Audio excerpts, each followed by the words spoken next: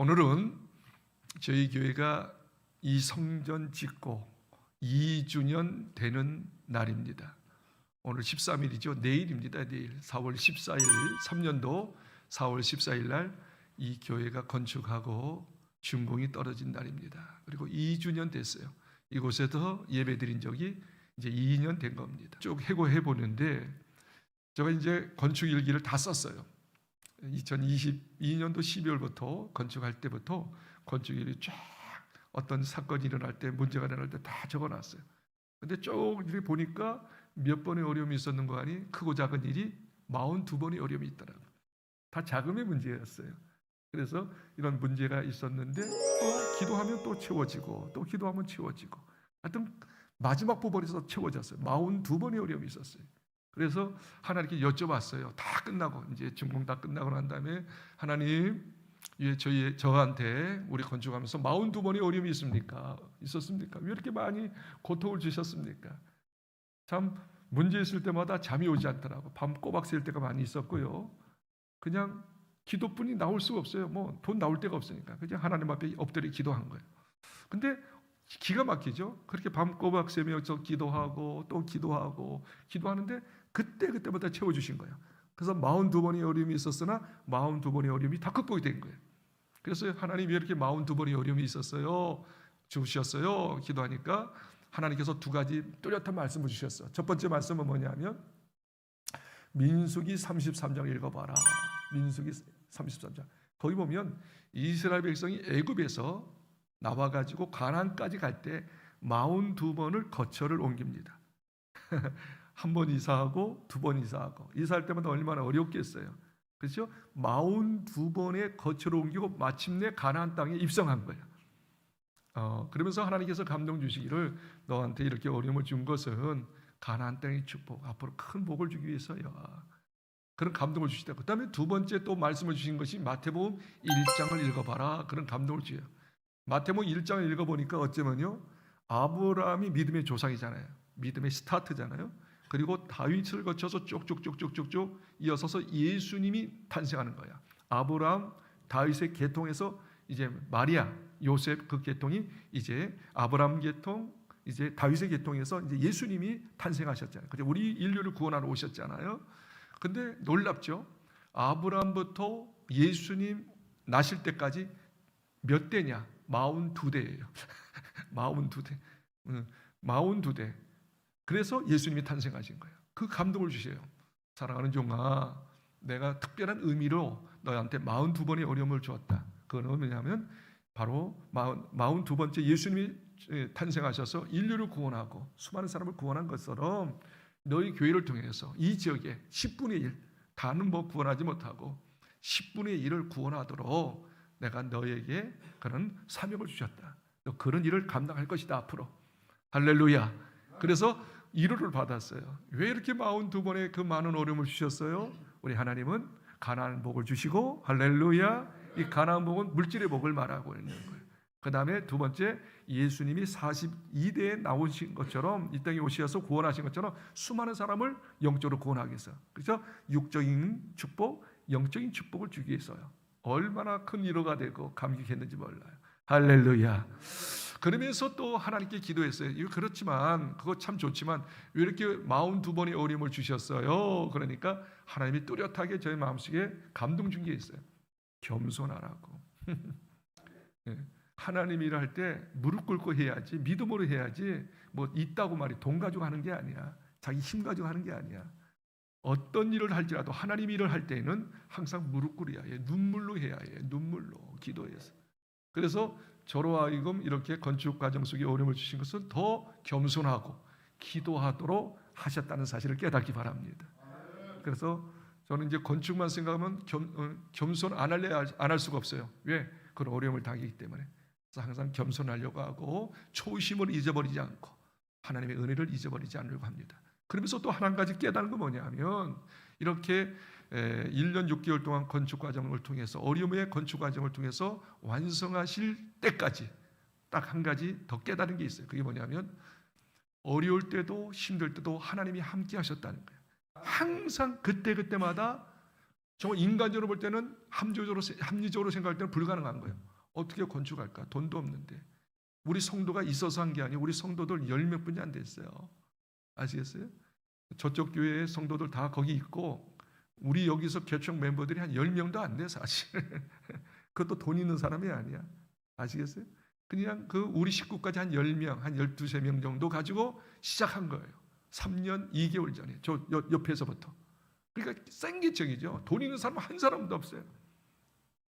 그래서 완전히 뭐예요?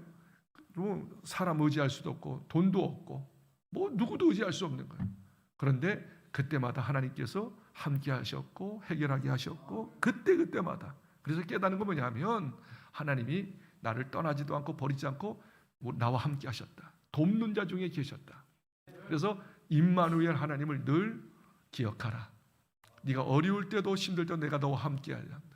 잘 될 때도 하나님이 함께 한다. 늘 내가 너와 함께 한다. 그래서 건축 과정 속에서 깨닫는 건 뭐냐면 더 하나님께 겸손하게 기도하고 하나님 의지하는 믿음도 배웠지만 정확한 건 뭐냐면 하나님이 늘 나와 함께 하신다. 나와 함께 하신다. 나를 떠나지 않는다.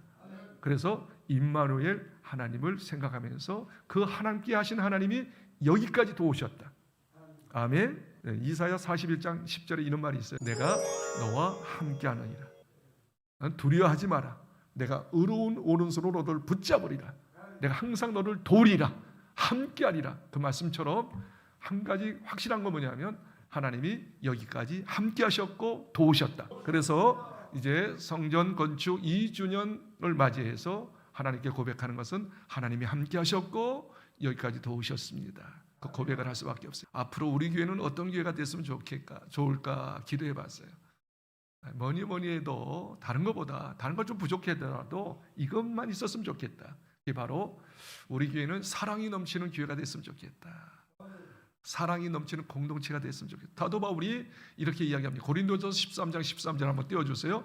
고린도전서 13장 13절에 사랑 이야기를 쭉 하면서 마지막 부분에 13장 13절에 이렇게 이야기합니다. 한번 읽어볼까요? 그런즉 믿음, 소망, 사랑 이 세 가지는 항상 있을 것인데 그 중에 제일은 사랑이라. 우리 성도들 다 믿음이 있잖아요. 하나님에 대한 믿음이 있잖아요. 성경을 믿잖아요. 그리고 소망이 있잖아요. 앞으로 잘 될 걸 소망하잖아요. 지금 어렵지만 잘 될 걸 믿잖아요.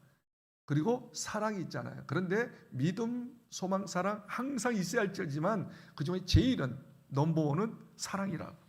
믿음이 있어도 소망이 있어도 사랑 없으면 아무것도 아니다. 다시 말하면 우리 집안에도 마찬가지예요. 서로 믿음이 있고 말이죠. 그 다음에 소망, 우리 교회, 우리 집안 잘 될 거야. 우리 회사 잘 될 거야.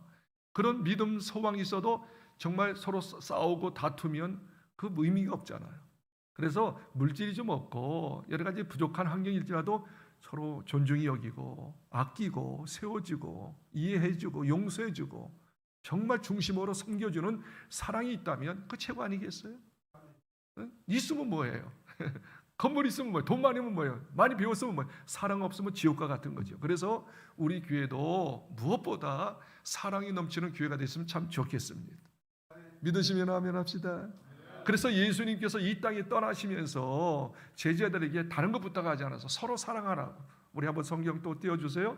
요한복음 13장 34절 35절에 예수님께서 이 땅에 떠나면서 제자들에게, 세상에 있는 제자들에게 딱 한 가지 부탁했어요. 서로 좀 사랑하라고. 읽겠습니다. 새 계명을 너에게 주노니 서로 사랑하라. 내가 너희를 사랑한 것 같이 너희도 서로 사랑하라. 너희가 서로 사랑하면 이로써 모든 사람이 너희가 내 제자인 줄 여기서 알리라. 서로 사랑을 세 번이나 이야기하자는 새 계명을 너희에게 주느니 서로 사랑하라. 내가 너희를 사랑한 것 같이 너희도 서로 사랑하라. 너희가 서로 사랑하면 이로써 모든 사람이 너희가 내 제자인 줄 알리라. 서로 사랑. 한 사람만 사랑하면 안 돼요. 같이 피차, 같이 협력해서 사랑하는 거죠. 그래서 사랑의 공동체가 되어라. 아멘. 베드로가 예수님의 수제자잖아요. 그렇죠? 예수님 3번 부인하고 또 죄도 많이 졌지만 그러나 끝까지 베드로를 추적하며 사랑했어요. 끝까지 사랑했어요. 그 베드로가 말입니다. 예수님의 사랑으로 이제 사도로 크게 쓰임 받아서 큰 위대한 일을 했어요.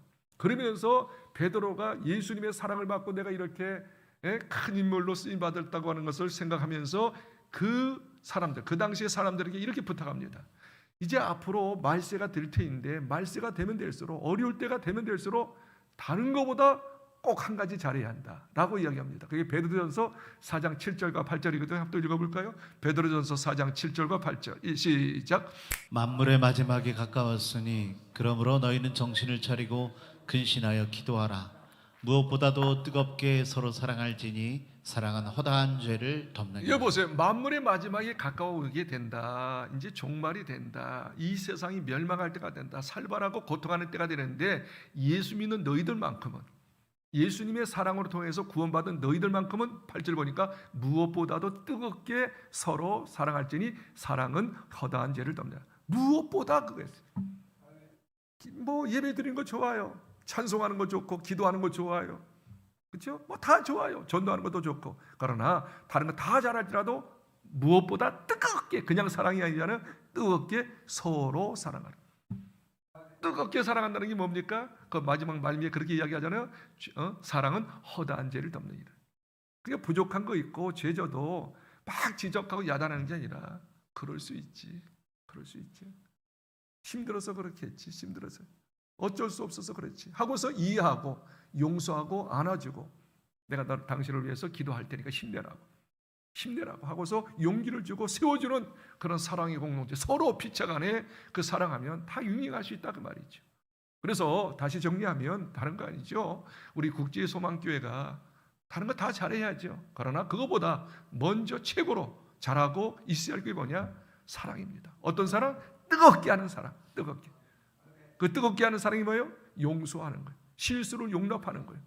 그래서 제가 원하고 싶은 것은 우리 교회에서는 좀 실수해도 부족해도 연약해도 어떻게 해요? 그것 때문에 부끄러워하지 않는 공동체가 됐으면 좋겠어요. 안심하는 공동체. 많은 사람이 그렇잖아요. 자기가 좀 실수하고 죄짓고 부족하면 항상 움츠리잖아요. 길을 못 피잖아요. 고개를 숙이잖아요. 고개 숙인 남자가 되잖아요. 그러지 말라고요. 용서하는 거 다 그럴 수 있지. 괜찮아. 내가 당신을 위해서 더 기도할게. 당신의 부족을 채워줄게. 섬겨줄게. 그게 진정한 사랑인 줄 믿습니다. 자, 그렇다면 이제 이렇게 이야기하고 싶어요. 그러면 예수님께서 우리에게 보여주신 사랑이 뭘까? 예수님이 우리를 어떻게 사랑하셨어요? 아까 읽었던 요한복음 13장 1절에 예수님께서 우리를 사랑하는 사랑의 모습이 세 가지로 표현해요. 우리 교회에서 다른 건 좀 부족하더라도 요 예수님께서 우리에게 보여주신 사랑, 우리에게 실천했던 사랑을 우리도 그걸 본받아서 그렇게 예수님이 하셨던 그 세 가지 사랑을 우리 교회 안에 빚어졌으면 좋겠다. 드러냈으면 좋겠다. 그래서 다 사랑이 충만해서 싱글벙글하면서 여기가 천국입니다. 말로만 하지 말고 진짜 사랑을 경험해서 여기가 천국입니다. 천국을 많이 누리세요. 제가 그렇게 고백하는 이유가 있어요. 바로 사랑의 공동체가 되면 여기가 천국입니다. 천국을 많이 누리세요. 그런 고백이 있으면 참 좋겠습니다. 그러면 예수님께서 우리에게 보여주신 사랑이 어떤 사랑일까? 세 가지. 첫 번째입니다. 첫 번째는 자기 사람들을 더 사랑했다는 거예요. 세상 사람들, 예수 따르지 않는 사람도 사랑했어요. 그러나 진짜 예수님의 사랑은 우리가 손이 안으로 굽히잖아요. 팔이 안으로 굽히는 것처럼 예수님이 세상을 사랑했습니다. 틀림없이. 그러나 세상도 사랑하고 믿지 않는 불신자도 사랑하지만 진짜 사랑의 대상은 누구냐? 예수님의 제자들. 당신을 따르는 제자들을 사랑한 줄 믿습니다. 저와 여러분도 마찬가지예요. 밖에 있는 사람 먼저 사랑하려고 하지 마십시오. 친구들 먼저 사랑하려고 하지 마십시오. 아멘 좀 하세요.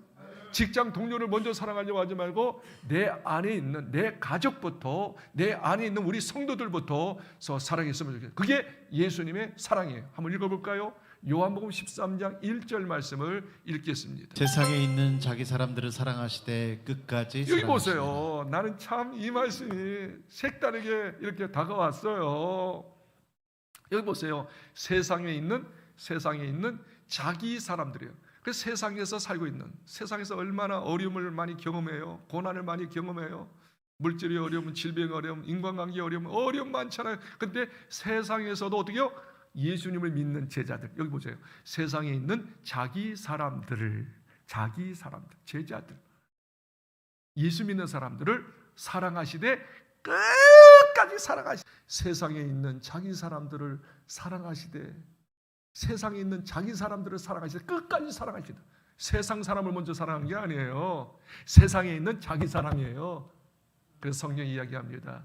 디모데전서 5장 8절 한번 비춰줄 수 있을까? 나는 이 말씀을 정말 마음에 새기는 거예요. 한번 읽어봅시다. 누구든지 자기 친족 특히 자기 가족을 돌보지 아니하면 믿음을 배반한 자요 불신자보다 더 악한 자니라. 이 말씀 정말 마음속 깊이 뼈속에 깊이 새기게 합니다. 다시 보세요. 누구든지 자기 친족 특히 자기 가족을 아내, 남편, 자녀죠. 자기 가족을 돌보지 아니하면 믿음을 배반한 자. 진짜 하나님 안 믿는다는 거예요. 예수님 안 믿는다는. 예수님도 누굴 먼저 사랑했어? 자기 가족들을, 자기 사람들을. 이게 믿음이거든요. 그리고 어떻게 해요? 불신자보다 더 악하다. 이게 무슨 말이에요? 불신자들은 자기 자식 끔찍이 생각하잖아요. 같이 놀아주자. 오늘 한번 밖에 나가보세요. 조금 이따. 어저께 토요일 날 한번 주말에 보세요. 젊은 말이야 남편들이 말이죠. 애기 끌어안고 말이죠. 그리고 뭐 이마따마는 뭐 공 같은 거 말이야 자동차 같은 거 가가지고 같이 놀아주고 얼마나 열심히 하는. 요즘에 젊은 남성들 대단히 잘하더라. 예수 안 믿는 사람들이야. 그래서 불신자보다 더 악하다 그 말을 합니다. 무슨 말이죠? 자기 가족을 돌보지 않고 그 아내와 남편 혹은 자녀와 마음에 좀 힘든 거 있으면 격려하고요. 힘들지, 힘내, 잘할 수 있어. 내가 기도할게. 나도 열심히 한번 더 돈 벌어볼게. 막 아내에게 힘을 줘요. 여보, 남편에게 힘들지. 좀 요즘에 좀 쉬어요. 그동안 고생했잖아요. 괜찮아요. 돈 안 받아도 괜찮아요. 그런 생각 하지 마세요. 당신 그동안 고생했어요. 그리고 격려해주고 위로해주고, 그렇죠? 자녀에게도 격려해주고, 부모님을 격려해주고, 이런 어떤 격려해주는 그런 가운데 있으면 어떻게 해요? 그게 믿음이라는 거예요. 그게 불신자보다 더 낫다는 거예요. 그런데 말이야, 친구는 잘 만나고 말이야, 회사에는 잘하고 말이야, 뭐 등산 혼자는 혼자 등산도 하고 다 하는데 정작 아내, 자녀들 혹은 남편 어려움을 사정을 알아보지도 않고 필요한 걸 채워주지 않는다, 격려하지 않는다, 믿음을 배반한 거요. 그다음 불신도 악하다. 우리 큰 죄 짓는 거예요.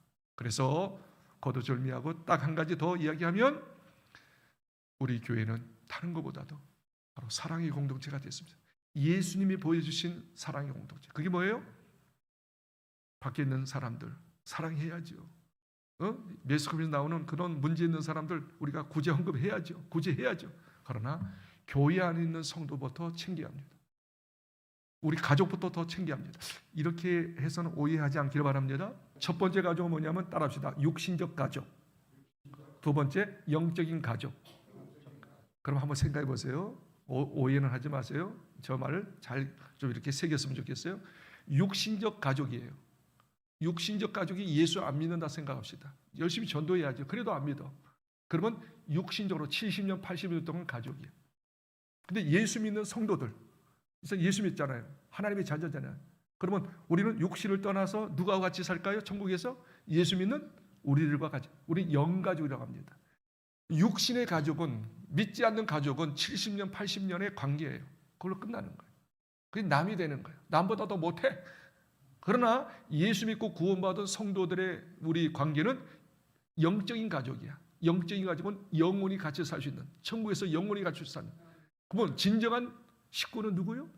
진정한 온전한 가족은 누구요? 성도요. 믿지 않는 부모님들, 믿지 않는 가족들을 등한히 여기라는 게 아니라 생일 때 찾아가세요. 그렇죠? 명절 때 찾아가세요. 찾아가지 못하면 주일날 여러분에게 정말 권면하고 싶어요. 주일날 행사가 있을 수 있어. 결혼식이나 어떤 명절 때나 이런 일이 있을 수 있죠. 행사가 있을 수 있죠. 근데 가야 해요? 가야 해요? 가면 좋죠. 그러나 우리 예수 믿는 사람 영가족이 더 먼저예요. 육신의 가족 내가 멸시하는 거 아니에요. 교회에서 행사, 우리 영원히 살 수 있는 가족이잖아요. 가족의 의미를 좀 생각하자는 말이에요. 그래서 교회에서 이런 행사가 있을 때는 오늘 2주년 행사잖아요. 또 새생명 발대식 하잖아요. 다음 주에는 부활절이에요. 기쁘다 구주 오셨나. 이런 행사가 있으면 우리 가족에서 어떤 한갑이니 뭐 칠순잔치니 팔순잔치니 결혼식이 똑같은 거예요. 하잖아요. 그런데 우선순위라면 어떤 것부터 먼저 한다? 교회부터 해야 해요. 하나님 관계, 우리 영적인 가족. 그래서 오해하지 말라는 거예요. 제 말은 이해가 되시면 아멘. 그래서 이렇게 우리 영가족, 영적인 가족, 우리 성도들과 관계를 더 끈끈이 잘 하는 것이 우리 교회에 앞으로 비전이 있다, 소망이 있다 생각합니다. 그게 진정한 교회다. 두 번째 예수님이 보여주신 사랑은, 첫 번째는 우리 가족, 우리 영가족끼리 먼저 사랑하는, 끝까지 사랑하는 그런 모습이고, 두 번째는 뭐냐면 한번 따라하십시다. 아시고의 사랑. 자, 여기서 아시고라고 하는 초점을 맞춰야 합니다. 예수님이 뭐라 하셨어요? 이제 조금 있으면 1시간 후, 2시간 후에는 가룟 유다가 어떻게요? 이제 자기를 팔 것을 아셨어요. 자, 읽겠습니다. 11절 같이 읽겠습니다. 11절 시작. 이는 자기를 팔 자가 누구인지 아시니라. 그러므로 다는 깨끗하지 아니하다. 여기 뭐 나오잖아요. 여기 자기 팔자입니다. 팔자. 조만간에 몇 시간 후에 예수님이 가룟 유다, 여기 있는 지금 가룟 유다가 자기를 팔 줄 아셨어요. 두 번째, 베드로, 수제자 베드로가 어떻게 한 줄 아죠? 38절 그 밑에 있죠. 13장 38절 같이 읽겠습니다. 예수께서 대답하시되 내가 나를 위하여 내 목숨을 버리겠느냐? 내가 진실로 진실로 내게 이르노니 다 굴기 전에 내가 3번 나를 부인하리라. 이거 보세요. 지금은 같이 성만찬하고 같이 이제 대화하고 있어요. 마지막 고별 설교하고 있어요. 그러면서 말하기를 뭐요?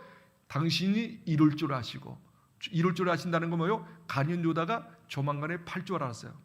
그리고 베드로가 3번 자기를 부인할 줄 알았어요. 그리고 있는 제자가 다 도망갈 줄 아셨어요. 아시고 여기서 아신다는 뜻이 뭐예요? 지금 있는 사람들이 다 나의 대적자가 돼요. 적이 되는 거예요. 나를 버려요. 나를 팔아요. 그리고 자기를 욕을 해요. 다 도망가요. 여기 있는 사람이 한 사람도 예수님이 십자가에 처형당할 때 오는 자 없더라는 거예요. 다 도망간다는 거예요. 다 배반한다는 거예요. 뒤통수 때리고 간다는 거예요. 이걸 아시고 답합시다. 끝까지 사랑하시니라. 기가 막힌 거 아니에요. 마지막 더 한 가지 이야기하고 싶은 것은 바로 세 번째 예수님의 사랑. 첫 번째는 내 친족, 내 가까이 있는 제자들을 먼저 사랑했다. 꼭 기억하세요. 그리고 실수하더라도 알고도, 부족을 알고도, 연약한 걸 알고도 끝까지 사랑했습니다. 끝까지 사랑한다는 것은 포기하지 않는 사랑. 이걸 좀 더 강력하게 이야기하면 이런 이야기예요. 끝까지 사랑한다는 것은 뭐냐면 네가 아무리 넘어져도 내가 사랑하고 격려하고 도와주고 응원해주고 다 해주겠다. 그리고 너를 반드시 하나님의 사람으로 세우겠다. 하나님께 쓰임받는 사람으로 만들겠다. 복받는 사람으로 만들겠다. 그게 바로 포기하지 않는 사람. 그 사람을 정말로 축복하도록, 잘 되도록 계속 후원하고 계속 기원해줘. 내가 할 수만 있으면 다 헌신해서 그 사람이 온전한 사람으로 될 때까지, 그런 끝까지 사랑인 것입니다. 베드로가 아까 3번 부인했잖아요. 정말 예수님 막 신문 나가고 있는데 괴로워 죽겠는데 예수님 옆에 있는 사람이 너 예수 당이지? 예수 제자지? 예수가 누군지 모른다고 말이야. 심지어 어떻게 해요? 예수님을 막 욕하면서, 예수를 막 욕하면서 그렇게 부인했던 그 베드로, 진짜 꼴 보기 싫은 베드로, 예수님께서 부활하시고 난 다음에 누구 찾아갔어요? 제자 찾아갔어요. 베드로 찾아갔어요. 그리고 평강이 있을지어다. 그때 도마가 없었죠. 그리고 세 번째 평강이 있어요. 세 번째. 그리고 난 다음에 그래도 제자들이 말입니다. 자기 옛 직업으로 도망갔잖아요. 고기 잡으러 도망갔잖아요. 그런데 세 번째 나타나셔가지고 따뜻하게 숯불 펴놓고 음식 준비하고 너 고기 잡지 않았냐? 고기 가져와. 고기 구워가지고 친히 주시면서 먹어라. 그리고 다 먹이고 난 다음에 제자들 베드로에게 3번 이야기하잖아요. 네가 나를 사랑하느냐? 내 양을 먹여라. 네가 나를 사랑하느냐? 내 양을 치라. 네가 나를 사랑하느냐? 내 양을 먹여라. 3번. 주님이 아시나이다. 내가 주님을 사랑하는 줄 주님이 아시나이다. 계속 사랑하니까 결국 어떻게 진심으로 예수님을 입술로가 사랑이 아니라 입술로 호언장담이 아니라 중심으로 내가 주님을 사랑하이다. 요한복음 21장 19절에 놀라운 말을 합니다. 그렇게 사랑을 딱 고백하니까 이렇게 성경에는 멘트합니다. 예수님께서 베드로가 어떻게 당신을 위하여 죽은 줄 아심이라. 앞으로 베드로가 변하여 어떻게 당신을 위해서 예수님을 위해서 죽을 줄 순교할 줄 아심이라. 그렇게 성경에 나와요. 이야, 할렐루야. 바로 끝까지 사랑은 계속 그 사람을 위해서 용서뿐만 아닙니다. 용서는 기본적인 거예요. 그 사람의 부족을 채워주는 거예요. 계속 응원해 주는 거예요. 계속 헌신해 주는 거예요. 그 사람이 변화될 때까지, 하나님께 쓰임받을 때까지. 할렐루야. 우리 교회 정말 실수에도 안심하는 교회가 됩시다. 그리고 그들이 변화가 안 되더라도 계속 기도합시다. 필요한 걸 채워줍시다. 언젠가든 역사 일어나겠지. 10번 찍어 안 넘어가 나무 없듯이 계속 사랑, 또 사랑, 또 사랑. 사랑이 원자탄이 되면 틀림없이 우리 교회가 성령에 의해서 완전히 새롭게 변화되는 초대교회가 형성되게 될 줄 믿습니다.